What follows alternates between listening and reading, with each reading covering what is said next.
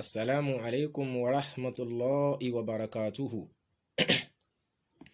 Ní àkọ́kọ́ náà, mo tọrọ ìsàmójúkúrò lọ́dọ̀ gbogbo àwa tí à ń tẹ́tí gbọ́ wa. Látàrí pé fídíò àkọ́kọ́ yẹn ọkọ̀t. Walhamdulillah níbi tí ọkọ̀t sí yẹn náà, mo padà rí pé ó ní ìtumọ̀, ó ní mínì. So nìyẹn fi ń jẹ́ bí part 1.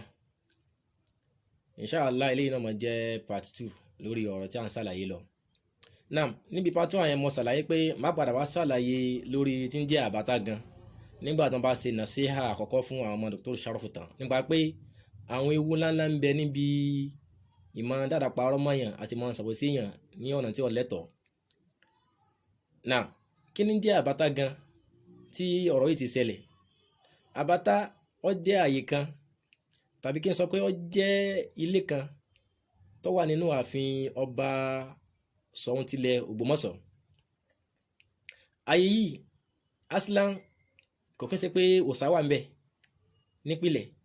ṣùgbọ́n ọlá pé nígbà jàhílíyà tí etí sí ẹ̀sìn gbogbo nǹkan náà máa ń gbọ́lá fún, gbogbo nǹkan náà máa ń gbé tóbi.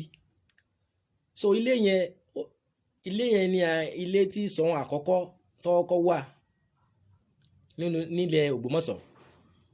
So lọ́wọ́ àfà tí wọ́n ti máa ń rọ kíká ilé náà títí tó fi dì sìn láti má gbàgbé orísun àkọ́kọ́ yẹn. Nígbà tó wá di ọdún 2023 tí tọ́lọ́n kádàrá pé ọba tòní tilẹ̀ Ògbómọ̀ṣọ́ tí wọ́n jẹ níjọ́ náà tí wọ́n wà láàfin láti ṣe àṣà tán mọ́ ṣe ní ààfin tó sì já sí pé àwọn bàbá wa imam wọ́n ti wà láàfin tẹ́lẹ̀ láti lọ kí ọba gẹ́gẹ́ bí wọ́n ti máa ń lọ tẹ́lẹ̀ àwọn ìmáàmù ìlú. So ní kété tí wọ́n wá ń rọ kíká ààyè yẹn gẹ́gẹ́ bí fídíò ti wá ti jọ rí yẹn, nígbà tí bàbá wa ìmáàmù wá rí pé wọ́n dẹ̀ pa àwọn kìíní yìí wọ́n ń rọ kíká ààyè yìí ni o, mubasharatan lẹ́ẹ̀kan náà bàbá wa wọ́n dẹ̀ yíyìn padà, wọ́n dẹ̀ kúrò ní ààyè náà gẹ́gẹ́ bí buhari náà ṣe rí fídíò yẹn. So nígbà tí wọ́n ti kúrò ní fídíò yẹn ẹ̀ wá tó ń fi mú wọn ní ti dandan pé wọ́n wà ń bẹ̀ ni. Tọ́lẹ̀ yàn sí gbogbo ayé àwọn èèyàn wo fídíò yẹn dáadáa. Ẹ̀yin gan wọ́n mọ̀ nínú dọ̀míìrù ya nínú ọkàn yín jìgúnjìgún ọkàn yín pé ẹni yìí bàbá wa ìmáàmù àgbà Ògbómọ̀ṣọ́ yìí wọ́n ti kúrò ń bẹ̀ ẹ̀dẹ́ tó fi mú wọn. Ṣùgbọ́n kí n máa pọ̀ ní àlàyé lórí ọ̀rọ̀ àbátá yẹn bàbá ìmáàmù wọ́n bọ́pá wọ́n bọ́sẹ̀ kúrò lẹ́ni tí ń tọ̀wáf, kúrò lẹ́ni tí ń rọ kíká lé yẹn, wọn ò rọ kíká rẹ̀ bó ìṣẹ̀lẹ̀ yẹn bó sì hàn sí wọn pé wọ́n rọ kíká lé yẹn ni a mùsùlùmí àgbọ̀rọ̀ síbẹ̀ wọ́n dẹ̀ ṣèkìní wọ́n dẹ̀ pẹ̀yìn dà wọ́n sì kúrò ń bẹ̀. Lẹ́ẹ̀fìdí pé gbàtẹ́rí bàbá wa Gandhi àtàwọn tó wà lẹ́gbẹ̀ẹ́ wọn àwọn ń lọ ẹ̀dẹ̀ rí bàbá ìmáàmù bẹ́ẹ̀ mọ̀ tó dẹ̀ kílẹ̀ sí gbogbo yẹn bẹ́ẹ̀. So àlàyé ráńpẹ́ lórí ọ̀rọ̀ àbátá nìyẹn. Bàbá ìmáàmù àgbà tilẹ̀ Ògbómọ̀ṣọ́ kọ́nà jáde wọn pé wọ́n bọ́pá wọ́n bọ́sẹ̀ kúrò lórí pé wọn ò rọ kíká lé yẹn fún kankan o èèyàn bá. Ẹlẹ́ẹ̀kejì àwọn olùpèpè yìí tó jẹ́ àwọn ọmọ kéwu Dr. wa Sharaf tí wọ́n gbé ọ̀rọ̀ yìí jáde, ó dùn mí pé wọ́n ń pèpè mímọ́, wọ́n ń pèpè òdodo, wọ́n sì gbàgbà wà lórí ìlànà Ànábì wa Muhammad. Ṣùgbọ́n gbogbo ìlànà yìí kò fi ibi kankan jẹ́ tiwọn, nítorí pé tó bá já sí pé ọ̀rọ̀ mímọ́ ọ̀rọ̀ kéwu ó kílẹ̀ sí wọn dáadáa ni. Kódà ilé náà mọ̀ jẹ́ bí iná sí ẹlẹ́ẹ̀kejì ní mọ̀ jẹ́ bí ìsínlétí ẹlẹ́ẹ̀kejì fún wọn tí máa ṣe fún wọn lórí ọ̀rọ̀ yìí. Náà wọ́n fi yé wọn pé ń bẹ níbi àwọn bádùlù kúfùrì àwọn apá kan ìṣekèfèrí kan tó já sí pé tí mùsùlùmí kan bá kó síbẹ̀ kẹ́ tó lè kàfárọ̀ rẹ̀ gan kọ́ béèrè lọ́wọ́ rẹ̀ ní pé kí ló dé tó fi ṣe bẹ́ẹ̀ yìí wọ lágbájá. Kẹ́ tó kà tí apá kan ìṣekèfèrí kan bẹ tó já sí pé tí mùsùlùmí bá ṣe kinní yẹn gan létí kàfárọ̀ rẹ̀ for the first time àyàfi bá dà sùn lẹ́yìn bàtà bí léèrè pé kí ló dé tó fi ṣe kinní rẹ̀ ọmọ ìyá wa. Wọ́n wá mú ẹ̀rí wá fún yín nínú kitab wa sunnah insha Allah, because ẹgbẹ́ ẹ̀ mọ́ sọ wípé al-ilmu qala Allahu wa qala rasuluhu wa qala sahabatu laysa bit-tamwi. Ṣùgbọ́n ẹ̀kan sọ náà ni ẹ̀rí yẹn ẹ̀rí yọ jáde, ẹ̀kan sọ náà ni ọ̀rọ̀ yẹn lò wa bidnillah ọ̀rọ̀ dẹ̀lílù làwa ń jẹ làwa sì mú àwa sálàyé fún yín bidnillah pé bó ṣe rí gan nínú ẹ̀sìn gangan nìyẹn, pé àwọn ba'dul kufri kan bẹ tó jásí pé téèyàn bá kó síbẹ̀ o ẹ lè kàfárọ̀ rẹ̀ for the first time ilẹ̀ ìbára sọ̀hálì àyàfi gbà tá a bí léèrè pé kí ló dé tó fi kó síbẹ̀ dépò ẹni tí ọ̀sẹ̀ sí kíni rárá. Náà tí bá pa lọ sínú Suratul Mumtahina àyà àkọ́kọ́ yẹn tọ́lọ́ sọ wípé a'udhu billahi minash shaitonir rajim ya ayyuhal ladina amanu la tattakhizu aduwwi wa aduwwakum awliya tulquna ilayhim bil mawadda tí àyà yẹn wá parí síbi pé wa man yaf'alu minkum faqad dalla sawa'an sabila tọ́lọ́ ní pé mo pe gbogbo ẹ̀yin òdòdó la tattakhizu aduwwi ẹ má mú àwọn ọ̀tá mi wa aduwwakum àtàwọn ọ̀tá yín awliya ní ọ̀yá yò tẹ́mọ̀ bá ṣe tulquna ilayhim bil mawadda tẹ́wà sọ pé ẹ̀ nífẹ̀ẹ́ wọn. ọlọ́wọ́ sọ padà ayà yẹ pé wa man yaf'alu minkum ẹni tó bá ṣerú rẹ̀ nínú yín o faqad dalla sawa'a sabil wọ́n tọ̀ wọ́n ti sọnù kúrò ní dédé ojú ọ̀nà. kí wọ́n á ní sábà nùzúlì ayà yẹn sábà ìdí tí ayà fi sọ̀kalẹ̀ gan ni pé à ń pè sọ̀hábà kan ní pé Hatib bono Abi Baltaha sọ̀hábà yẹn ó jẹ́ sọ̀hábiyun jalil. Kí ló fà mo fi ní sọ̀hábà yẹn ó ní ọlá gan ni pé sọ̀hábà yẹn wà lára àwọn sọ̀hábà tó jagun Bádìrì nítorí àwọn sọ̀hábà tó jagun Bádìrì wọ́n tó ní ọlá ju àwọn sọ̀hábà tí ò jagun Bádìrì lọ.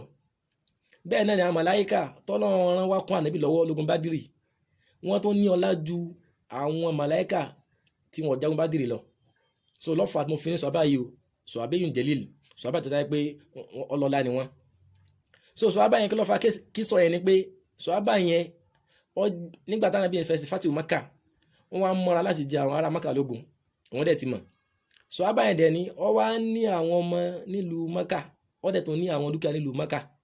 wọ́n dẹ̀ sí ara Quraysh nítorí àwọn Quraysh Maka àwọn ní wọ́n jẹ́ àwọn tó lọ́lá àwọn abiyì inú wọn bó wọ́n yé sí ara àwọn Quraysh yẹn ọ wá nígbà lérò pé tí wọ́n bá kógun jà wọ́n nǹkan mi ò sọnù wọ́n fẹ́ kọ lẹ́tà sí kan lára àwọn ara wọn Maka yẹn pé ànábì ń bọ̀ o níbo wàá já ìlógun o ṣùgbọ́n nǹkan ní mi ẹ bá ń sọ wọn o torí kò sẹ́ni tí ó bá ń sọ wọn ẹ bá ń sọ wọn kalẹ̀ yẹn o. So kò sí kí ni ẹ láti fi ṣe nífàkì ànábì o bóyá padà sálẹ̀ yẹn náà ọ wá kọ lẹ́tà bọ̀ mo jẹ́ àròdì pọ̀ kọ lẹ́tà yẹn gan kò di náfàkọ̀ ó ti ṣe mùnàfíkì sáà ànábì ó ti ṣe mùnàfíkì báyẹn láti lọ tún àṣírí ànábì pé ànábì ń bọ̀ wá fi ogun jà yín ọ kọ lẹ́tà yẹn báyìí fún obìnrin kan kó mú lọ lùmọ́kà báyìí Ọlọ́run gbá ànábì ní wá yìí ni pé ànábì o nǹkan láwọn sọ àbá rẹ ti kọ lẹ́tà lọ sí lùmọ́kà pé wọ́n bọ̀ wá jà wọn lógun ànábì wa ti sí máa ní ànábì wa ran àwọn Aliyu ibn Abi Talib àti Zubair àti Mikdad tọ́yà o ẹ lọ obìnrin kan tó fún lẹ́tà yẹn ẹ bá lẹ́ àgbè báyìí alhamdulilayi wọ́n dẹ̀ bọ́ obìnrin bẹ́ẹ̀ tẹ́gbẹ́ lẹ́tà yẹn gan ètò obìnrin ó ti tá mọ́ bí irun rẹ̀ ni ó wá jáde wá fún wọn. ìgbà tí wọ́n wá dé tí wọ́n wá ka lẹ́tà yẹn pé mina Hatib ibn Abi Baltaha lẹ́tà tí mo kọ yìí o látọ̀dọ̀ Hatib ibn Abi Baltaha ni o ló ti wá o ẹ bá ń sọ nǹkan ní mi o ẹ bá ń sọ lókè mi o ànábì mọ́ wa kógun jà yín o. ṣùgbọ́n kí ni mahalu shahidi wa kí ni ẹ̀rí ta fẹ́ lò ní àyè yìí ànábì wa ni o ma hamalaka ala hadha ya Hatib ẹ̀rí kan ma hamalaka ala hadha ya Hatib ẹ̀rẹ̀ Hatib kí ló gbé ọsẹ tó ṣe yìí nítorí tó ṣe yẹ kúfúrù lè ti kọ́ dí ni kése kúfúrù lè amali kúfúrù lè ti kọ́ dí ni ó tó àṣírí ànábì ni àbí nífàkù lè ti kọ́ dí ni tó ti bẹ́ẹ̀ wà máa zálíkà ànábì bí léèrè pé máa malaka ala hadha ya Hatib ẹ̀rẹ̀ Hatib kí ló dé tó fi ṣe tó ṣe yìí ó ní ànábì o la tajali alayya ma fa'altuhu irtidadan an dini ànábì mi má kánjú dájọ́ lé mi lórí mi ṣe láti kúrò nídìí ẹ̀sìn mo ṣe nítorí kan báyìí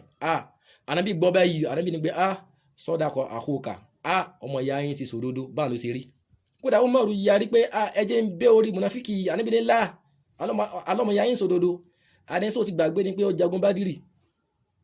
So ibẹ̀ láti mú kéèsì pé àṣẹ ní bẹ níbi àwọn apá kan ìmọ̀ ṣe kèfèrí mi tó jẹ́ pé tẹ́ bá rí mùsùlùmí kan tó ṣe kèfèrí gẹ ẹ kọ́kọ́ lọ bí léèrè náà kó tó di pé ẹ kà fárọ̀ rẹ̀ pé kí ló gbé ọ ṣe ó lè ní uziru tó ẹ jẹ́ uziru ti ṣẹ́rí wọ́n gbà wọlé ṣé gbogbo kíní yìí ṣé ẹ mọ̀ ní àbí òye yín ọlọ́run dẹ̀ ti ju ìfọ̀nì Qur'an wípé fasalu ahla dhikri in kuntum la ta'lamun ẹ béèrè lọ́dọ̀ àwọn tó mọ̀ tẹ́ bá jẹ́ni tí ó mọ̀ nípa nǹkan kan nípa ẹ̀sìn ẹ béèrè lọ́wọ́ wọn. Alhamdulillah mo dẹ̀ lè júwe àfà fún yín lára àwọn àfà wa tẹjọ dúró, wọ́n ń pè wọn ní àfà Tirmizi wọ́n ń pè wọn mẹ́. ẹ lọ bá wọn ṣàlàyé fún yín. Mo fi sọ fún yín pé manhajul istidlal bí wọ́n ti máa ń lo ẹ̀rí èèyàn lọ kọ́ ni, ìkànnì sí pé mo kàn ń ka tíra gbùrùgbùrùgbùrù láà, ẹ lọ kọ́ ni pé bí wọ́n ti máa ń lo nǹkan báyìí bí wọ́n ti máa ń lò. Bọ́n alhamdulillah àwa kọ́ ni Madu Salam táwa ti parí torí ẹ̀kọ́ ṣeré làwa ń kọ́.